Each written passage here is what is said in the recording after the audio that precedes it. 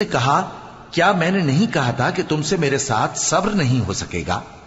انہوں نے کہا کہ اگر میں اس کے بعد پھر کوئی بات پوچھوں یعنی اعتراض کروں تو مجھے اپنے ساتھ نہ رکھیے گا کہ آپ میری طرف سے عذر کے قبول کرنے میں حد کو پہنچ گئے ہیں۔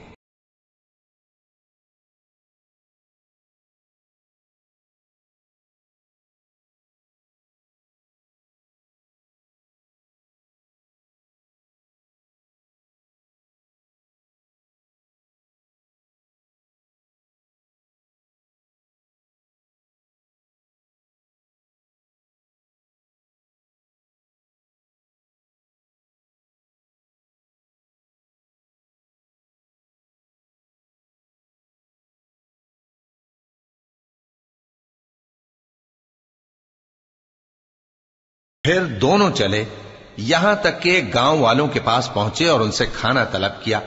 انہوں نے ان کی ضیافت کرنے سے انکار کیا۔ پھر انہوں نے وہاں ایک دیوار دیکھی جو گرا چاہتی تھی تو خضر نے اس کو سیدھا کر دیا۔ موسیٰ نے کہا کہ اگر آپ چاہتے تو ان سے اس کا معاوضہ لے لیتے تاکہ کھانے کا کام چلتا۔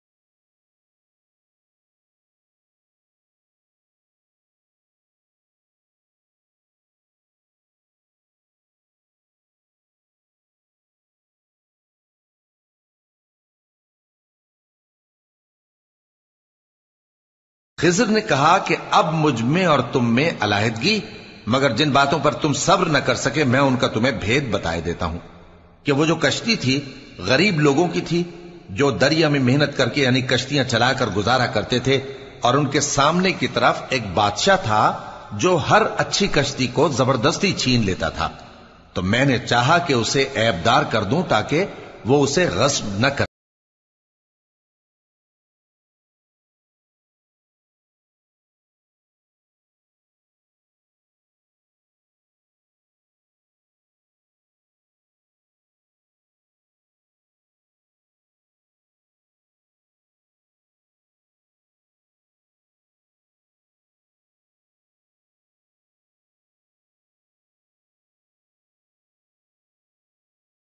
جو لڑکا تھا اس کے ماں باپ دونوں مومن تھے، ہمیں اندیشہ ہوا کہ وہ بڑا ہو کر بد کردار ہوگا تو کہیں ان کو سرکشی اور کفر میں نہ پھنسا دے، تو ہم نے چاہا کہ ان کا پروردگار اس کی جگہ ان کو اور بچہ عطا فرمائے جو اخلاقی پاکیزگی میں بہتر اور محبت میں زیادہ قریب ہو۔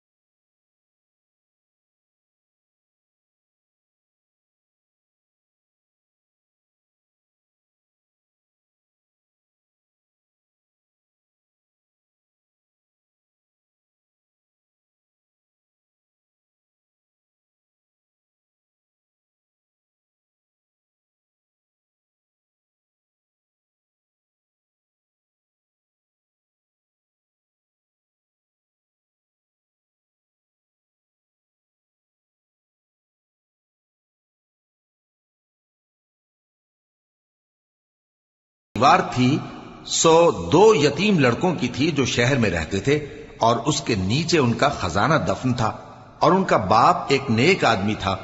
تو تمہارے پروردگار نے چاہا کہ وہ اپنی جوانی کو پہنچ جائیں اور پھر اپنا خزانہ نکالیں۔ یہ تمہارے پروردگار کی مہربانی ہے، اور یہ کام میں نے اپنی طرف سے نہیں کیے، یہ ان باتوں کی حقیقت ہے جن پر تم صبر نہ کر سکے۔